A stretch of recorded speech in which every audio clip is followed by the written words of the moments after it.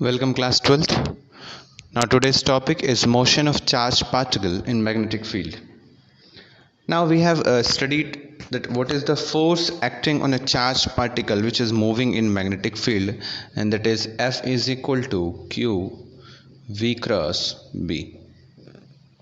Now we are going to study the motion, that what type of motion the charged particle will go on when it is kept in magnetic field. So let us consider a beam of positively charged particles which are moving with velocity v in a magnetic field B. So the magnetic field is acting perpendicular to it and inwards. Let us draw this figure. This is the representation of inward magnetic field going inside the paper. Okay, and a positive charged particle beam is moving in it. Now we have to see the direction of force. What is the direction of force? Magnetic force acting on this positively charged particle. Okay, the velocity is in this direction. Okay, so let us see by vector method, cross product method. Velocity is in the direction j cap. Velocity is in j cap, and magnetic field is in the direction of minus k cap. Okay, and we have to find what j cross k, minus of j cross k, because b is in minus k, so I'm writing minus outside. So by this trick, I, j and k, j cross k is equal to I, so minus I, j cross k will be minus I. So force will be in which direction? Minus I direction.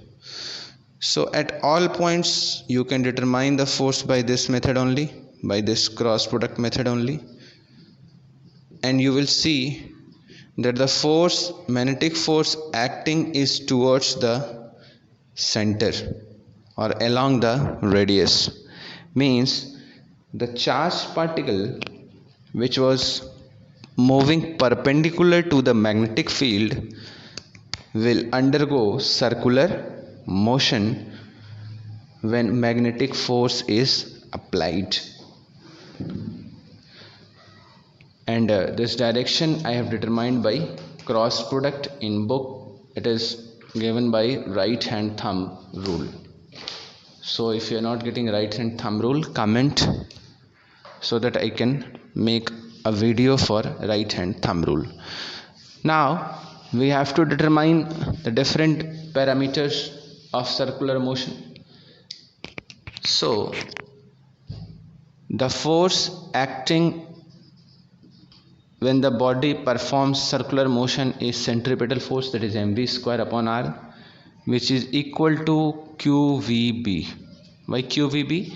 Because the angle between velocity and magnetic field was 90 degree. I am drawing a small diagram here. You can see easily the situation.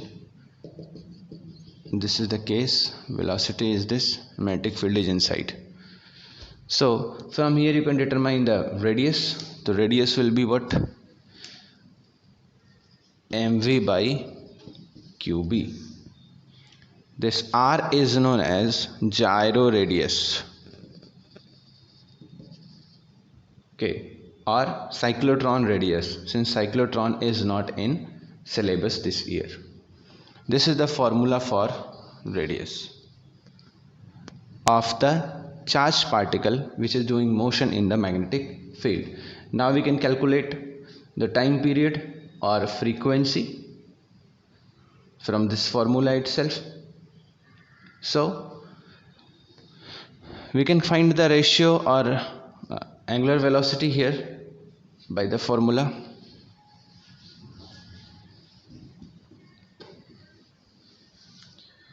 So we can get here, cancelling out v, V by R is equal to QB upon M. Okay, V by R is equal to QB upon M.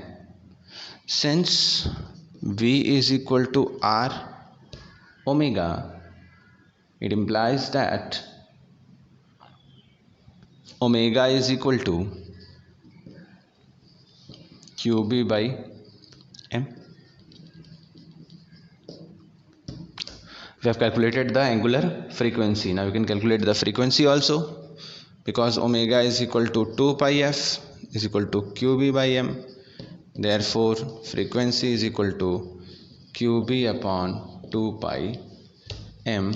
Time period will be 1 upon f, that is 2 pi M upon QB. This is all about the motion of charged particle in magnetic field when the velocity of the charged particle is perpendicular to the direction of magnetic field.